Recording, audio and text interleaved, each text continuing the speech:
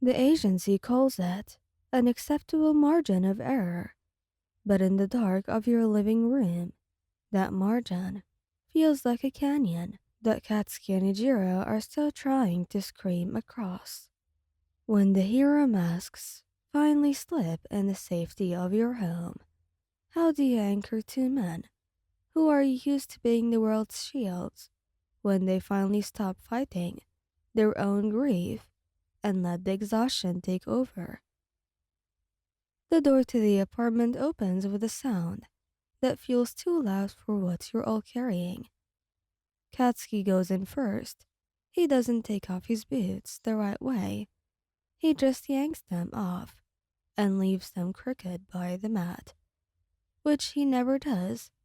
You notice because you notice everything about them, and the small wrongness of it settles in your chest like a stone dropped into some still water. Ajiro closes the door behind you. He turns the lock.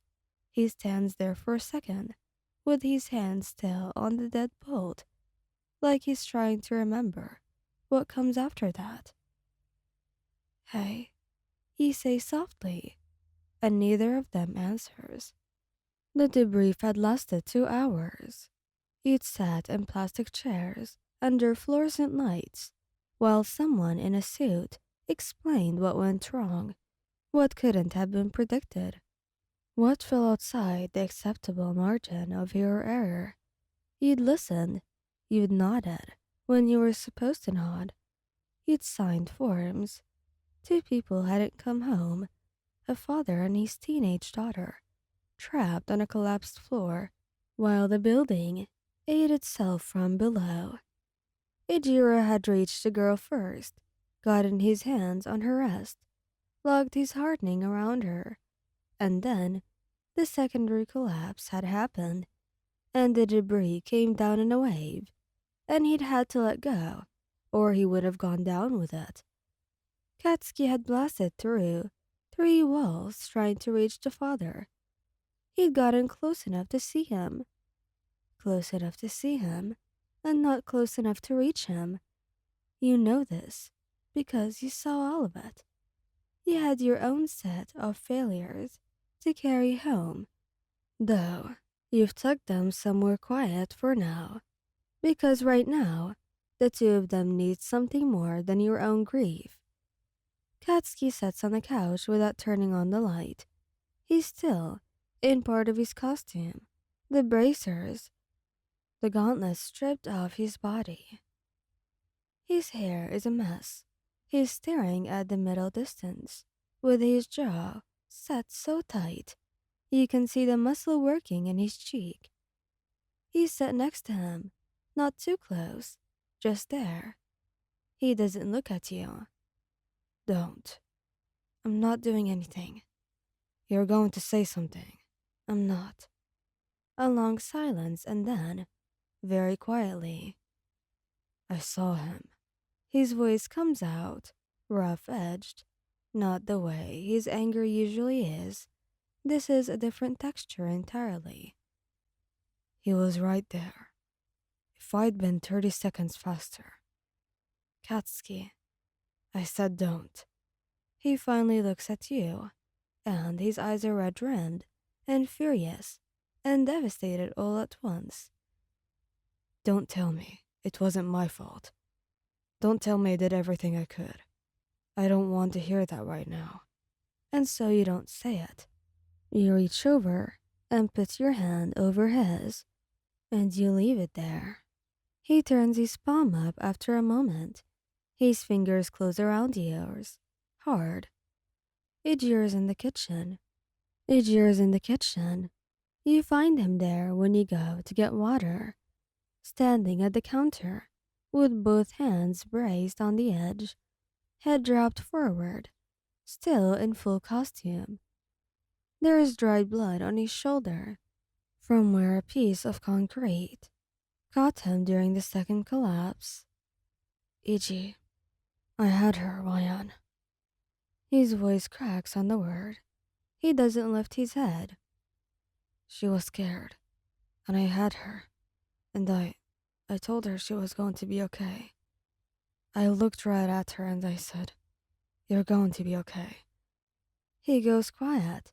The silence in the kitchen is very heavy. She was looking at me when I let go. He says, "She was looking right at me."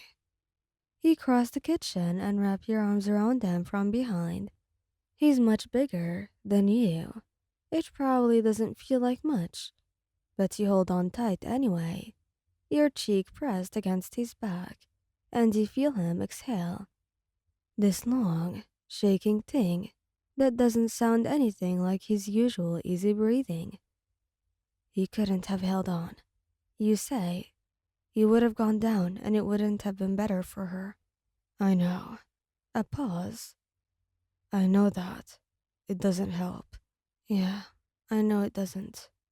He turns around, then, and folds himself down and around you, and you let him. You feel him press his face into your shoulder. His breathing is uneven. He's not crying, not quite, but he's close, and you don't say anything about it. Just hold the back of his head and let him stay. Eventually, you end up on the couch, all three of you. Ajira has finally peeled out of his costume and is in an old t-shirt that's too small for him. Katsky still hasn't changed. You're tucked between them, Ajira's arm heavy across your shoulders, your legs draped over Katsky's lap, and no one is talking.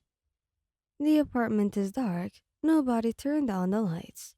After a while, Katsky says, "They're going to do a report." I know. Ajira says, "They're gonna say there was nothing we could have done differently. Probably. And that's going to make me want to put my fist through a wall." Ajira makes a short, humorless sound. Yeah, me too. Another silence. Katsky tilts his head back against the couch cushion and stares at the ceiling. "It doesn't go away, does it?" He says. It's not really a question. Ajira's arm tightens around you. "No," he says quietly. "But you carry it with people you trust. That's the only way, I guess." Katsky doesn't answer for a long moment, and then he turns his hand over again, finds yours in the dark, and holds on. You sit between the two of them, in the quiet apartment, and you stay exactly where you are, not trying to fix anything, not trying to make it smaller. Just there, solid, present, yours and theirs, while they learn, slowly, how to breathe again. Thank you guys for listening. I feel like this video. Please don't forget to subscribe, like, and share, and goodbye.